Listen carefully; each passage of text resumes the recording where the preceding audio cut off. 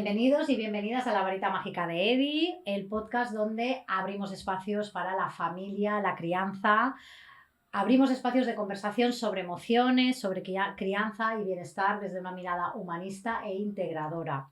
En Edipsicólogos creemos que acompañar a las personas es acompañarlas en su totalidad: mente, cuerpo, emociones y vínculos. Trabajamos con familias, escuelas y profesionales para promover una salud mental más consciente, inclusiva y real. Hoy queremos hablar de un tema muy necesario y actual, como es la neurodiversidad y las emociones. La ciencia nos recuerda que no existe un único modo de pensar, sentir o procesar la información. Según la OMS, alrededor del 15 o 20% de la población mundial puede considerarse neurodivergente, es decir, con diferencias en el funcionamiento neurológico, que incluyen condiciones como TDAH, TEA, dislexia, entre otros. Investigaciones recientes consideran que las personas neurodivergentes presentan mayores niveles de estrés emocional y sobrecarga sensorial, especialmente cuando los entornos sociales y educativos no están adaptados a sus necesidades. Por eso hoy queremos abrir una conversación sobre cómo acompañar emocionalmente a estos niños, a estas personas, desde la comprensión, empatía y flexibilidad. Para ello nos acompaña nuestra querida Laura Herrera García, neuropsicóloga, especialista en desarrollo infantil y aprendizaje, con una amplia experiencia en evaluación e intervención en neurodivergencias. Laura es licenciada en Psicología por la Universidad Autónoma de Barcelona, máster en Neuropsicología por ISEP y experta en Neuropsicología con acreditación nacional del Consejo General de Psicología. Cuenta con 13 años de experiencia y actualmente dirige Neurovita, un centro de neurorehabilitación en Valencia. Bienvenida, Laura. Muchísimas gracias por acompañarnos, por aceptar esta invitación y por ayudarnos a mirar la diversidad neurológica desde las emociones y no desde el déficit. Gracias a ti, Raquel. Bueno, pues vamos allá. Lo primero, aclarar conceptos, ¿no? ¿Qué significa realmente el término de neurodiversidad desde la mirada científica y psicológica? A ver, la neurodivergencia o neurodiversidad es un concepto que no es nuevo. Sí que es verdad que ha tomado su auge en los últimos años, vamos a decir 10, 15 años, especialmente aquí en España, pero es algo que ya se viene hablando desde los años 90 prácticamente y que nace un poco como una idea de fomentar los derechos para las personas con autismo, especialmente, aunque luego se ha ampliado a otras dificultades del neurodesarrollo y del aprendizaje, ¿no? Entonces, ¿qué es lo que ocurre? Que yo creo que es un concepto muy bueno, muy bonito en el sentido de que otorga a las personas con neurodiversidad la capacidad de no etiquetarse de forma distinta. Y yo creo que eso es un concepto importante, ¿no? El hecho de que no es una idea de curar, porque realmente es lo que hablamos en consulta muchas veces con las familias. Cuando tenemos una dificultad, yo voy a hacer un disclaimer de que cuando hablamos de trastorno, dificultad, déficit, que la gente no se lo tome mal, no se ofenda. Al final es mi gremio, mi mundo, la parte sanitaria, y lo hacemos así, ¿no? Porque además hablar siempre de neurodivergencia como concepto pues, es complicado. Pero vamos a tener en cuenta de que es verdad que cuando hablamos de personas neurodivergentes, la dificultad o la condición que tenemos no se cura. Hablamos de algo crónico siempre, ¿no? Partiendo de esa base, tener una diferencia, una condición distinta, no tiene por qué ser peor, que eso es otra cosa que se defiende dentro del concepto de neurodivergencia. Y luego, por último, una cosa que también hay que tener en cuenta es que hay que darle voz a estas personas y no hablar por ellas, ¿vale? Eso es algo también muy interesante, es decir, que sean las personas con neurodivergencia las que hablen de cómo se sienten, de cómo se encuentran, de cómo viven el día a día. Eso es un poco lo que intentamos también desde nuestro centro, desde la clínica, un poco por ahondar en detalles. Entonces, ¿qué es lo que ocurre? Que muchas veces ese concepto de neurodivergencia que decíamos tan bonito tiene límites que ya radicalizan un poco, quiero decir. A veces negar que un trastorno existe o negar que una dificultad es real, pues hace que no veamos la realidad del sistema en el que vivimos, que al final pues estamos en un sistema no solo social, sino también sanitario, donde al final si tú no tienes un diagnóstico, por así decirlo, muchas veces no tienes los apoyos ni legales, ni burocráticos, ni sanitarios para poder ser tratado. Y ya no hablamos de la transición a la vida adulta, ¿no? Cuando hay personas que están diagnosticadas, por ejemplo, de autismo o de otro tipo de dificultades relacionadas con el neurodesarrollo.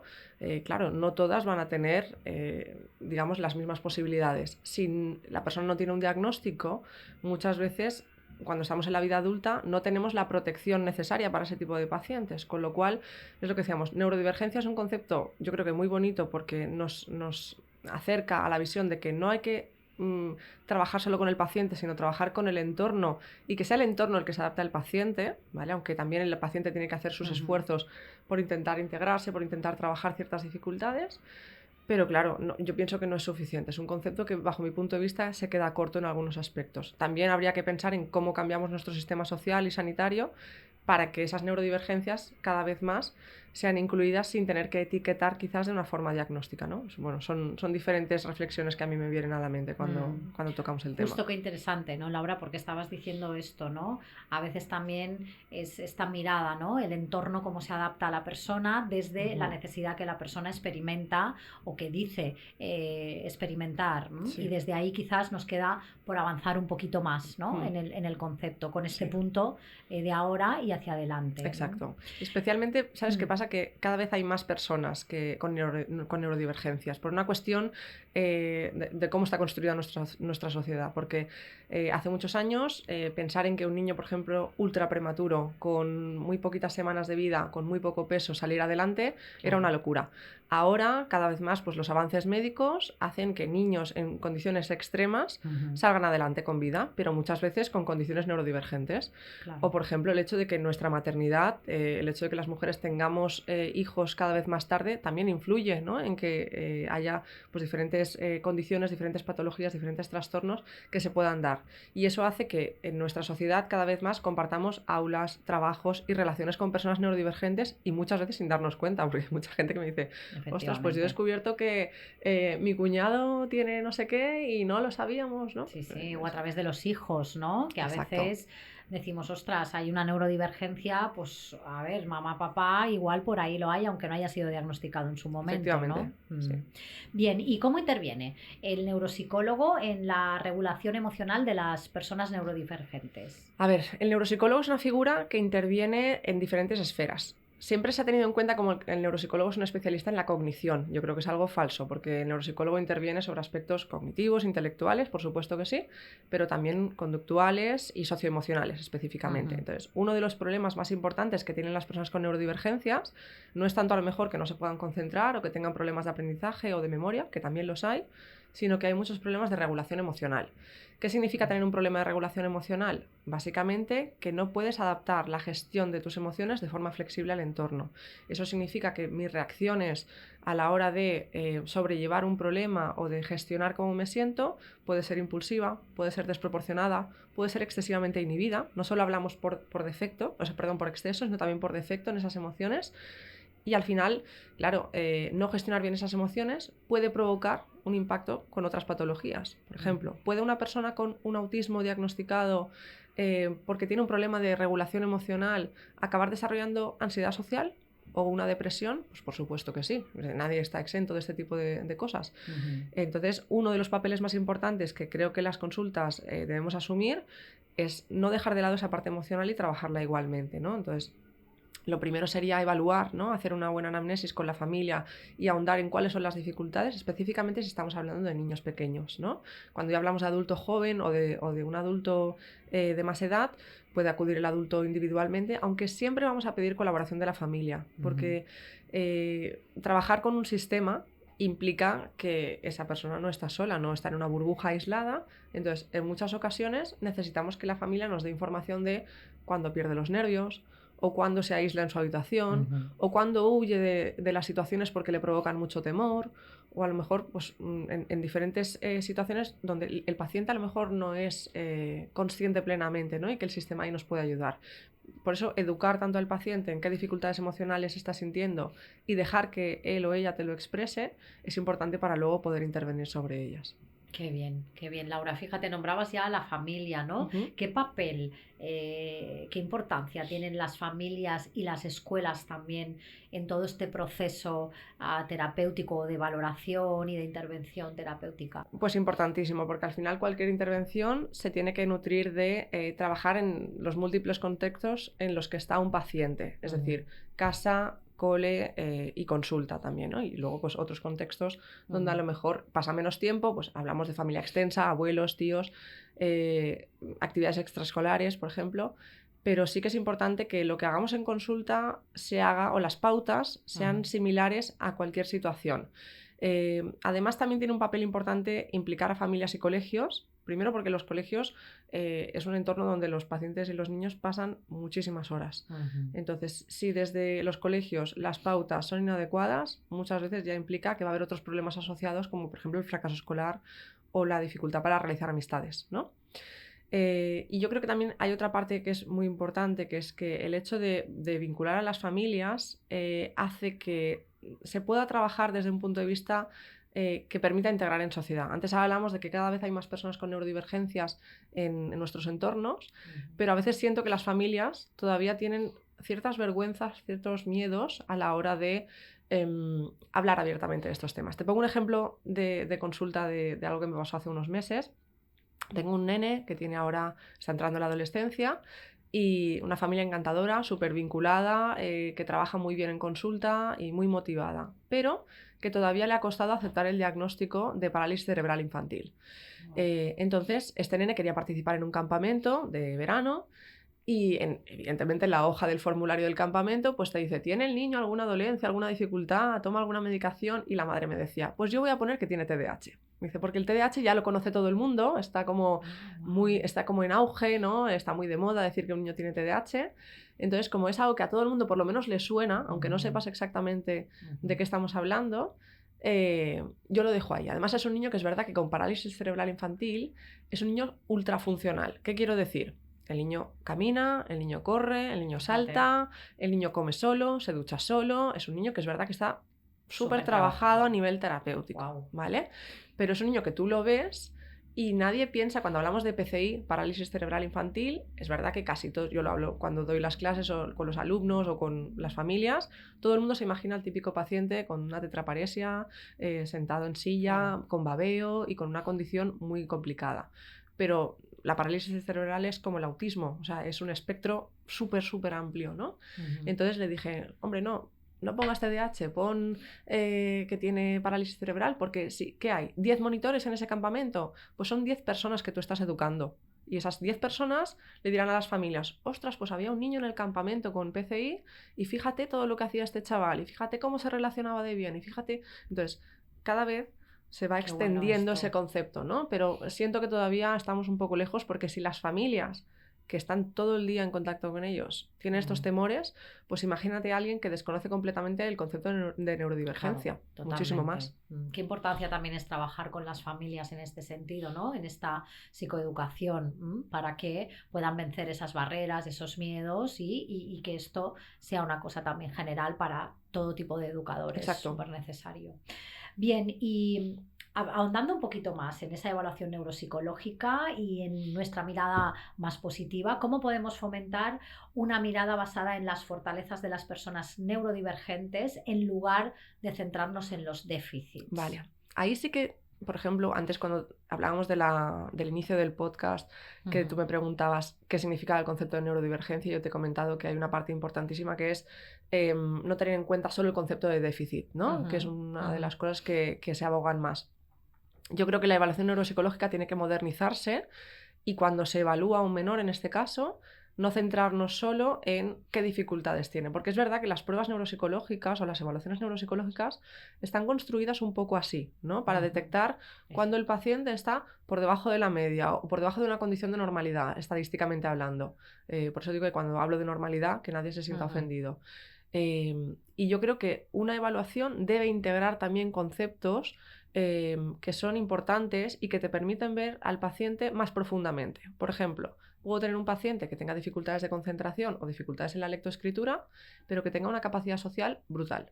o que tenga una jovialidad, que es la capacidad para quitarle hierro a los asuntos, saber hacer bromas, saber ironizar con cualquier concepto y un poco pues como echártelo a la espalda, ¿no? Y seguir para adelante, muy relacionado con la resiliencia personal también.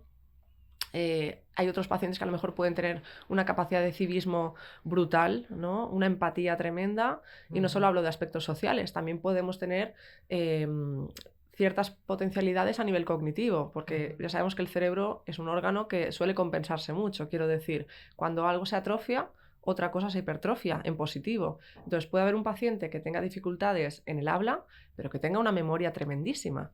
Entonces estos aspectos creo que son importantes cuando se hace una evaluación, que el neuropsicólogo o cualquier especialista que trabaje en neurodivergencia, sea un logopeda, un fisio, un terapeuta ocupacional, le pueda ofrecer a las familias. Es decir, mira, tu hijo tiene estas dificultades, las vamos a trabajar de estas formas, pero tiene estas potencialidades, tiene estas capacidades positivas que también se van a fomentar. Es decir, la evaluación no solo se trata de ver qué cosas podemos mejorar, sino que aquellas que ya están bien se conviertan en un superpunto fuerte del paciente, porque nunca sabes si un niño al que a lo mejor se le da bien la música o el dibujo o las matemáticas, eso se puede convertir en su modo de vida cuando sea un futuro adulto. Entonces, muchas ocasiones se ve simplemente como, bueno, esto es una actividad, una afición, una extraescolar, algo que haces como para divertirte. Pero es que puede ocurrir que realmente algo que tú fomentas en consulta y que le das vidilla, luego eso sea el modo de vida, como decimos. Y tengo el ejemplo en muchos chavales, no solo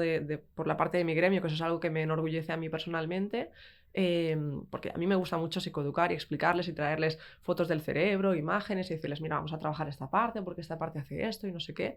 Bueno. Y eso ha hecho que posteriormente pues algunos de mis alumnos y de mis pacientes con neurodivergencias se han metido a estudiar psicología, ¿no? Y se han metido a estudiar neurociencias porque a lo mejor ese amor que se ha despertado por el cerebro y saber cómo funcionamos por dentro, pues se ha podido comunicar, ¿no? También. O sea que yo creo que es importante siempre dotar.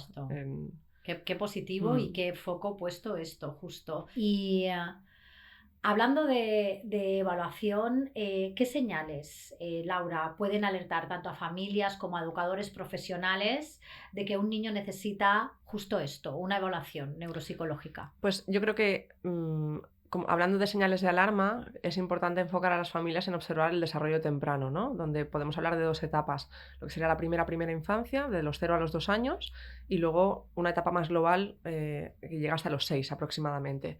Sí que es verdad que en esos 2 primeros años ocurren gran parte de los hitos más importantes del neurodesarrollo, especialmente de la parte psicomotora. Entonces, para poder observar, evidentemente hay que pasar tiempo con el niño. Eso sería la primera parte que tendría que decir, ¿no? Pues jugar mucho con el niño o con la niña, pasar tiempo juntos, haciendo actividades, observando cómo agarra las cosas o cómo se alza para caminar o cómo gatea, ¿no? Cada uno en la circunstancia y en la edad en la que esté.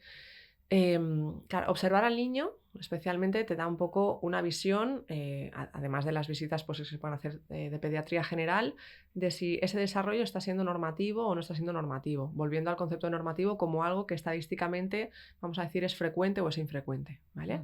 Cuando vemos que hay no solamente un hito, porque un niño, por ejemplo, que habla de forma tardía, o que tarda un poquito más en caminar, no tiene por qué ser un signo de alarma. Y eso también es importante porque a veces cuando hacemos este tipo de divulgaciones y la gente lo escucha, pues es fácil caer en asustarse o en precipitarse. Y creo que es importante entender que cuando hablamos de dificultades en el desarrollo, hablamos de algo globalizado, es decir, no es solamente que un niño hable tarde, sino que hablamos de un niño que pues, no alcanza los hitos motores, es decir, no se da la vuelta, no se pone en posición de esfinge, no gatea, anda muy tarde, que tiene dificultades de precisión motora para agarrar cosas, para hacer pinzas, pero además también hablamos de otros aspectos, ¿no? Por ejemplo, sociales. Es un niño que no contacta visualmente, que no responde al nombre, que en muchas ocasiones le cuesta relacionarse con otros niños en el parque o que tiene un sentido de sus vinculaciones demasiado inhibido o demasiado extrovertido.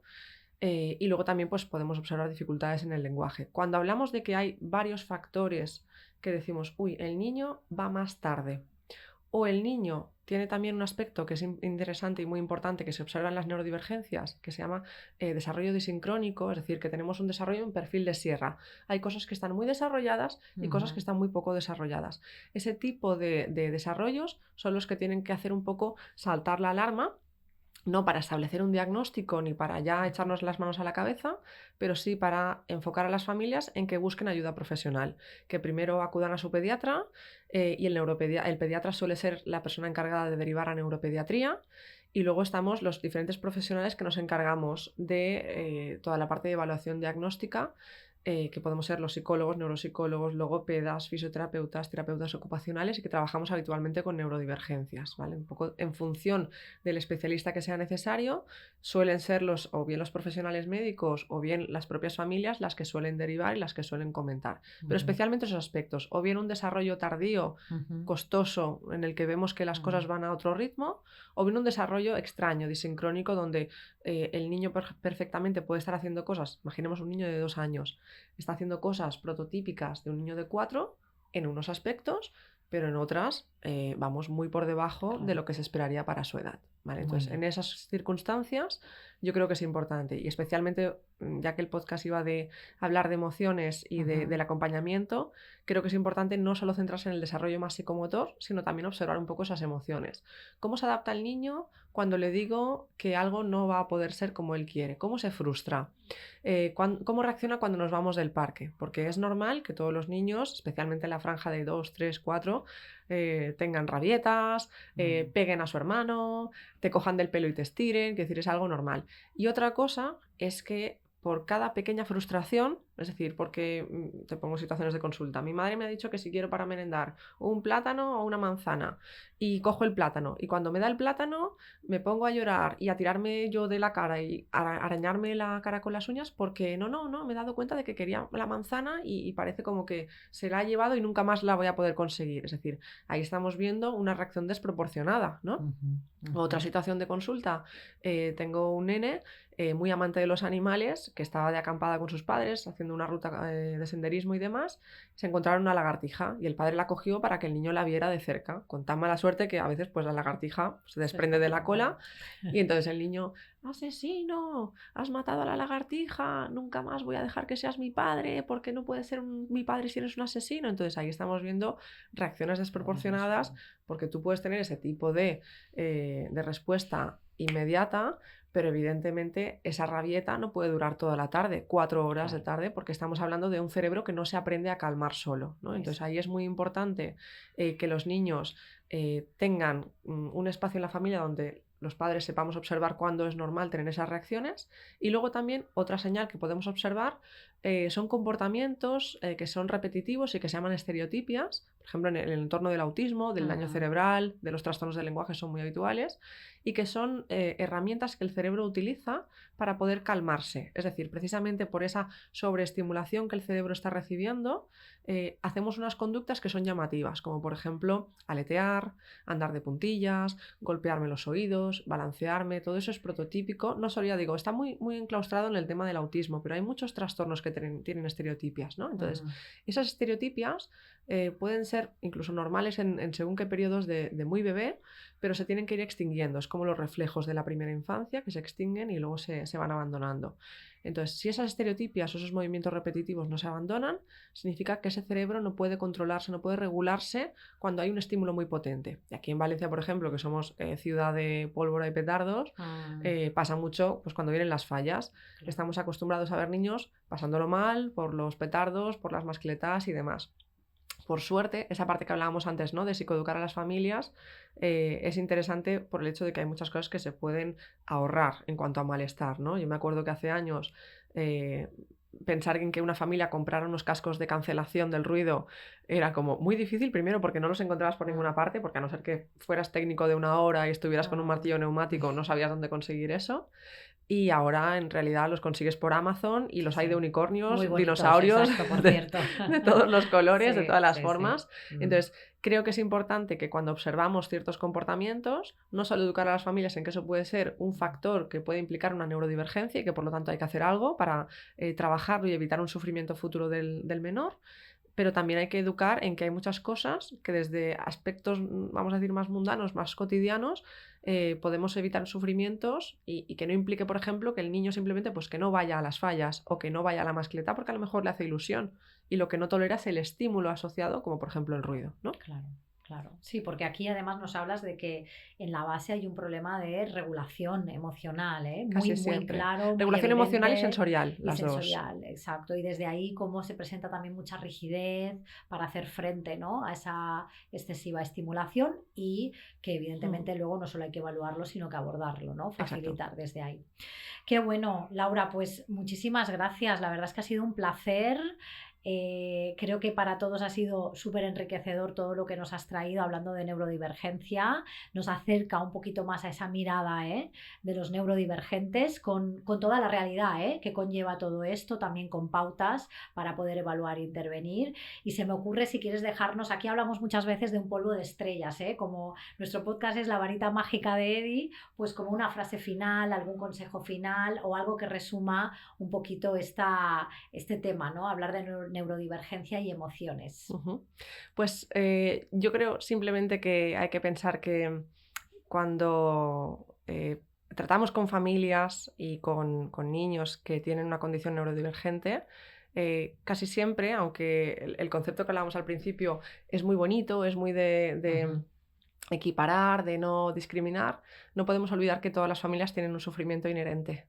Y esa, por desgracia, es la realidad, pues porque no es fácil integrarse en un colegio, no es fácil integrarse en un puesto de trabajo y mucho menos cuando tienes una condición de estas características. Entonces, creo que es importante que el hecho de que la gente escuche podcasts como este, lea libros, hable con personas que están afectadas, es importantísimo para naturalizar, para cada vez tener una sensación de que lo que decíamos al principio, ¿no? De que es el entorno, igual que el paciente hace un esfuerzo cuando va a su terapia y hace sus mejoras, el entorno tiene que hacer sus mejoras también y tenemos que intentar adaptarnos todo, ¿no? Entonces, cuando tengamos una persona alrededor que podamos pensar que tiene algún tipo de neurodivergencia, no pensar simplemente que es alguien raro o que es alguien que llama la atención o pensar que por qué se comporta así, sino pensar que, bueno, esta neurodivergencia cada vez está más a la orden del día y que es una posibilidad y que como posibilidad lo que tenemos que hacer es investigar un poco, ¿no? Saber qué es lo que está pasando y saber cómo podemos ayudar a integrar a esa persona. Simplemente eso. Pues muy bien, queda dicho. Laura, muchísimas gracias, Gracias a de ti. verdad. Un placer. Hasta la Igualmente. próxima.